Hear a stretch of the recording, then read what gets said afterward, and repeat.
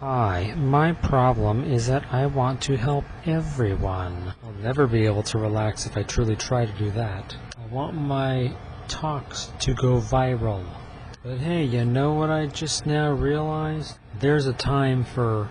I have enough time to be able to balance making recordings in which I say tons of things that I want to say to as many people as possible, and actually relaxing, also known as reducing my brain waves and hopefully rewiring my emotions. So I should try a number of different approaches, even in my recordings, because I don't know what works best for every single person. Plus, I just want to get used to self-acceptance in my communications specifically. I've certainly never had an easy time convincing myself even that it's a good idea, that it's could be effective, or is likely to be effective at truly helping my emotions by focusing on fear refutations when it comes to expression, of course. But I say, why not try some? Wait, I know why, because I've tried before, and I always, to my recollection, get met with extreme resistance within. It just makes it less than no fun. I don't want to feel that again.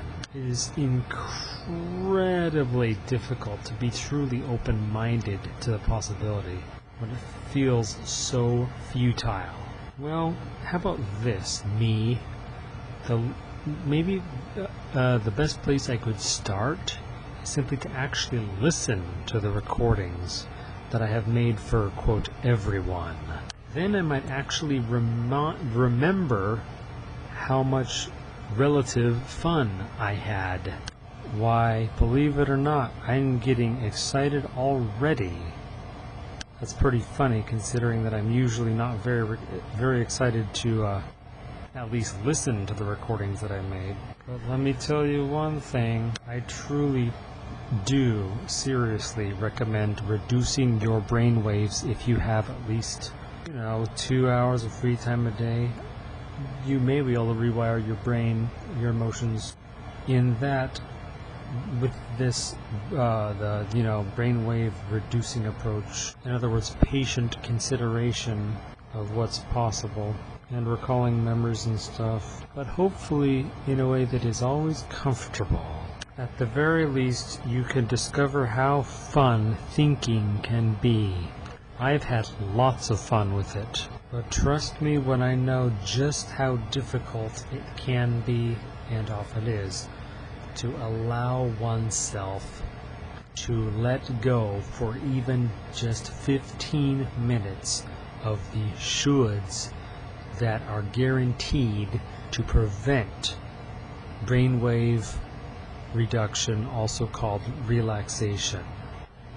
Think, doesn't it seem upon just a second of consideration that it really does have a place, that it really could be of extreme, if not supreme, importance for true emotional functioning?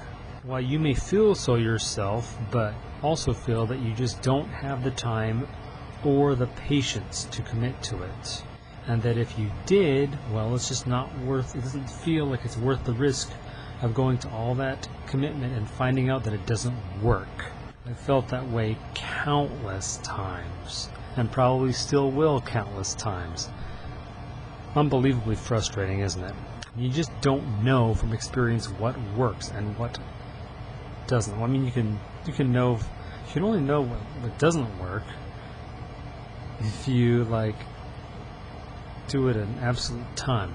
And even then, who's to say for sure? Sorry for making you uncomfortable. It's just like some of these things are just so nauseating to consider. I mean, who wants to feel overwhelmed with all these things that you just don't know whether they're going to work, and you go back and forth all the time between feeling, oh, this is going to work, oh, nope, that didn't work. I know it didn't work before, but it will this time, blah, blah, blah. I can feel your suffering if that's what you're suffering from. Bottom line, I want to help people, you probably, to be kinder to yourself and somehow find the optimal balance of emotional disciplines. But as I often adore saying, there's nothing like thinking back on the recent past. That gets my brain waves down almost every time. Oh, and not to tangent off, but this really does need to be said. If you're really giving it your best try to reduce your brain waves through patient consideration or whatever else, and you find that you just can't relax, it is most likely because you do not have enough of the amino acids that are required to make the neurotransmitters that allow your brain waves to reduce and for you to relax. Do not assume that just because you eat a lot of protein that you have enough of those, that you're making enough of those neurotransmitters such as serotonin, dopamine, GABA. And why is this? Well, it should be obvious. Because amino acids in food, they're strung together, and it takes amino acids to break them down. So a lot of the time you will in fact end up just barely breaking even, and some of the time, if not much of the time, or even most of the time for many people, it will take more amino acids to break down than you are receiving. So what is it? Is it any wonder at all then, when taking isolated amino acids that do not have to be broken down, do an unbelievable range of miraculous seeming things? And not as in actually healing, or at the very least relaxing temporarily. It works, I know from endless experience. Of course, they don't do all the work. You have to be in a sufficiently safe-seeming situation and, not worrying too much. But, I said the basics of what needed to be said about amino acids and relaxation. You need them. Do not assume, if you do not take isolates, that you are getting enough unless you really can relax deeply all the time, or most of the time, or half the time, or whatever. Why am I talking fast right now? Because I took tyrosine an hour ago. Tyrosine is an amino acid that is one of the precursors to dopamine. Dopamine balances serotonin in some way, but tyrosine also becomes norepinephrine. So that sounds like a stimulant, sort of kick the adrenals into action. Well, maybe not sort of. So then the question becomes, does tyrosine prevent relaxation? Well, here's the thing. Tyrosine also becomes, it doesn't just become norepinephrine, it also, I said that it already, I already said that it also becomes dopamine, and it becomes one or the other, or both at the same time, depending on all sorts of factors. But I don't want to get into I don't want to scare people off with all this technical cheat. Bottom line, look into amino acids and try them. Don't take too high amounts at once, because yes, you can F yourself up with them, absolutely. So I could share this recording far and wide and still not feel very happy, because I have such indescribable, almost indescribable aspirations, things I want to achieve, and part of me feels like I cannot feel truly at peace, or at least shouldn't or must not, for even 1 minute. That's totally self-abusive. Until I achieve all of them. I know I'm far from the only one who feels that. But yeah, if you are feeling that way all the time, well, you're not relaxing at all, and you are probably killing yourself because of all the stress hormones, and eliminating and excreting more vital minerals than you're intaking just because of all the stress. Maybe that's why you chances are, statistically, you are relying on caffeine all the time. Guess what? I do not rely on caffeine whatsoever. Why is that? Simple. I take enough amino acids. They give you what you need to actually function. They're vital cellular constituents.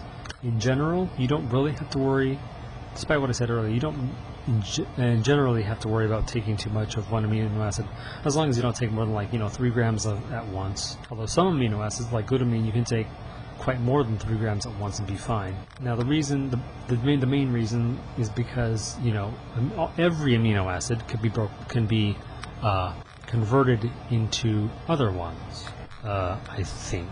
So yeah, I don't want to stress myself out too much in this recording. What I do want to achieve, though, more than almost anything in this recording, is to come to new awarenesses that just blow me away. I know that it's fairly likely I feel certain that that's guaranteed to happen if I go on for long enough. And I know that I don't have to stress myself out much in the process either. What I do have to do is just not get impatient. So it's time for me to state my feelings. I really want to help humans, you, because I perceive that you all suffer a lot.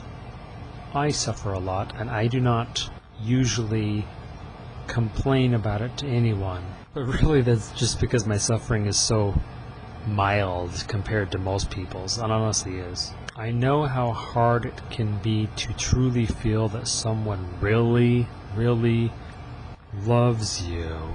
And I think that's most likely, neurological function permitting, that's most likely to occur when you do not have much emotional, true, vulnerable expression. I certainly don't, and I've always known that's why I bleh. If you're bored with this recording, I would submit that maybe it's because you're not being quite considerate enough of possibilities. Like most things, it is a skill that becomes easier the more you practice it. It has definitely become easier for me, that I can scarcely ever hope to deny. I hope by now that I am demonstrating to some sufficient degree, if you do not already feel so, that you have immeasurable potential for intelligent awareness stating and discovery.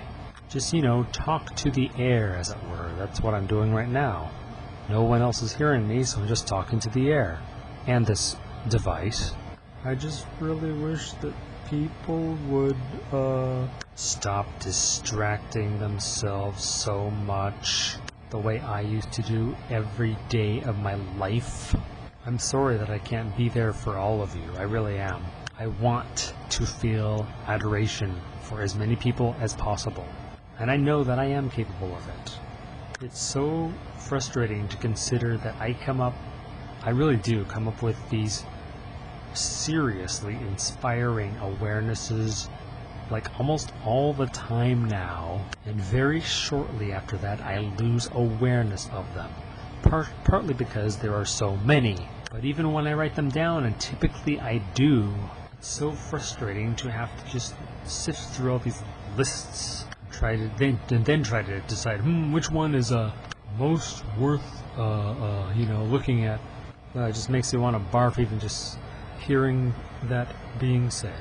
I really I don't see value in, quote, venting in this, like, complaining, like explaining negative feelings. It is rather threatening after all, isn't it?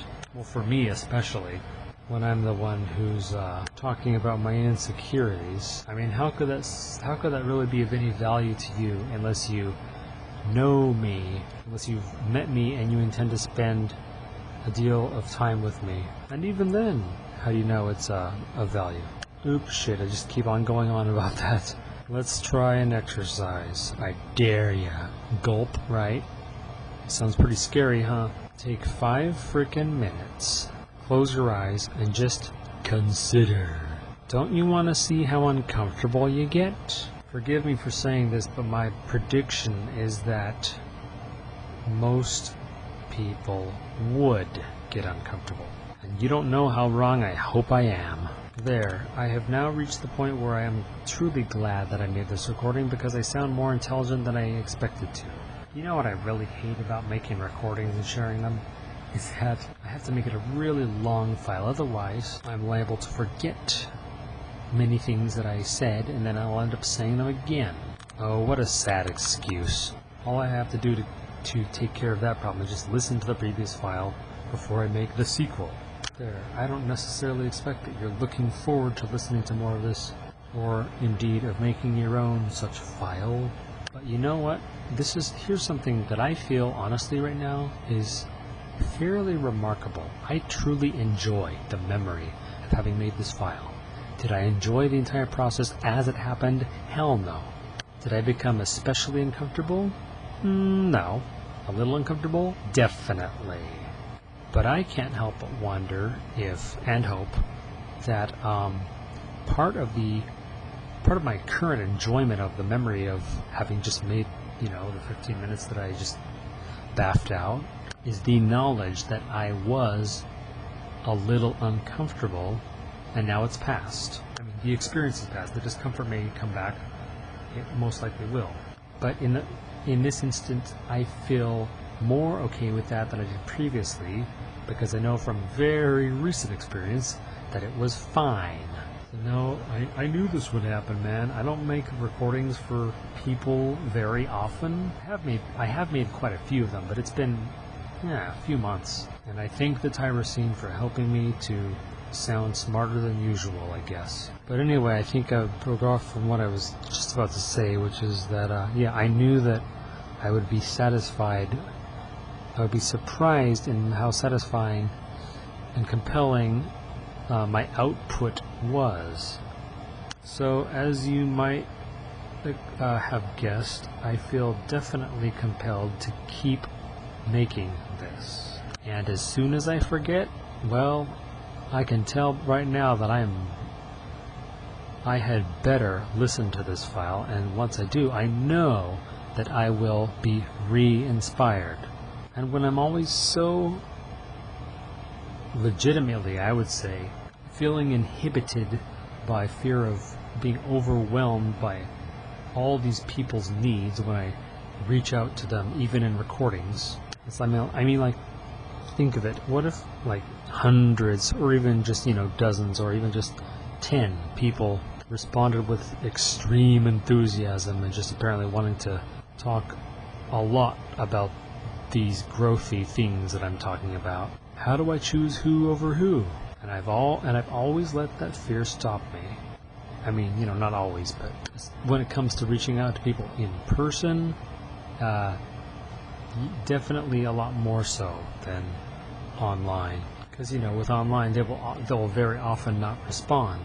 In person, they're almost guaranteed to respond. So yeah, this was part 1, officially. Part 1 is now done. And as previously stated, I know that I will be impressed when I listen to it. For all I know, this just saved my emotional life, which means my life, by getting me to keep focusing on this. I mean, deep down, and sometimes not so deep down, I really do know what to focus on, as in what I really feel will most likely inspire a great number of people, if even moderately. I gotta get more experience in, lots more. And again, even if no one responds, if I keep doing this and sharing it, I will come up with more and more good awarenesses that I never have.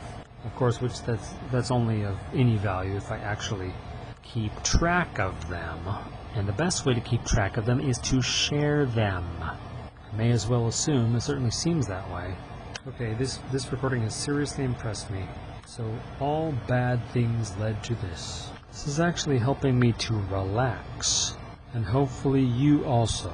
If you are typically addicted, like I have been forever, but no longer am, fortunately, to any number of distractions, if you keep listening to these, I feel pretty convinced that it will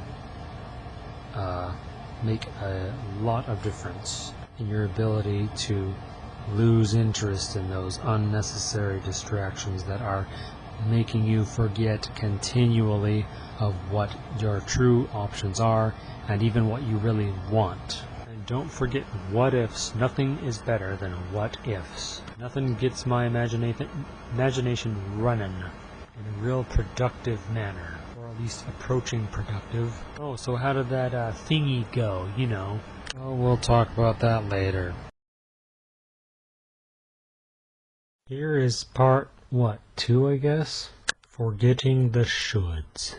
That's one of those things that I'm always forgetting about, the concept of forgetting the shoulds.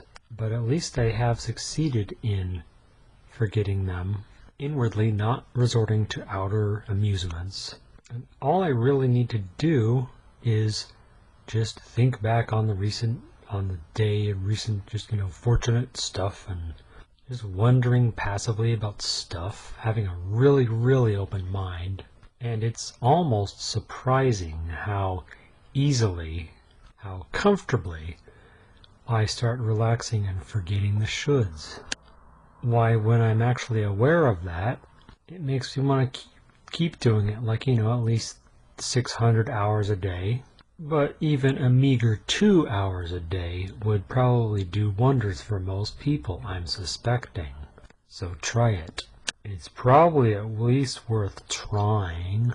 But I tell you now, just allowing yourself and getting yourself to allow it. When many people fail most or all of the time, I don't have the time to relax and forget the shoulds, or I shouldn't. It's bad to forget about the shoulds because it makes me irresponsible.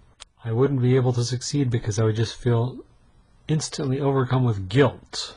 Well, realistically, I know you're not that kind of person, but I just can't help feel that there is no substitute for reducing your brain waves regularly. And that's what it is. Forgetting the shoulds is reducing your brain waves. Not that everyone is capable of it. I mean, there are some people, for example, that are in such a bad bio state with such extreme mineral imbalances, trapped copper.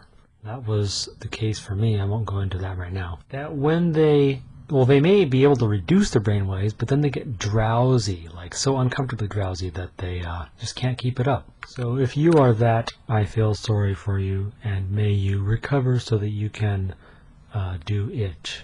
Now that I'm currently in a state where I can, my relief cannot be overstated. Why, it's practically a miracle that I even allow it at all. Come to think of it, I'm always forgetting about this thing which I am certain of, which is that I have never truly relaxed ever in my life. At least since early to mid-childhood or something. Because true relaxation is inward, not produced by playing video games or other stuff. Not to say that there aren't many things that do not contribute significantly towards the ability to relax, such as exercise. But I just don't think it should be needed, at least for that. Now, I haven't been doing it for long enough yet to know what it really feels like. To know what it feels like to really, really, really, really relax. But I'm going to. I'm in the process now. Speaking of brainwave reduction, we now come to the topic of WDV. That stands for whatever. And that is referring to striving to give up control of what you're thinking and just let whatever surface. And in my somewhat limited experience trying that, well, it's overall not one of the things I have the most patience for. I have gotten some pretty impressive results, but they're just so far very unreliable and brief. Like, I start visualizing these things just automatically. They're so unbelievably detailed. Basically, it seems to me like it's the beginning of a dream, which it may well be. But I positively cringe to consider that doing that may be actually required for truly rewiring your brain through sufficient brainwave reduction, outside of, facing your actual fears of expression like I have. Because you probably just have to do both.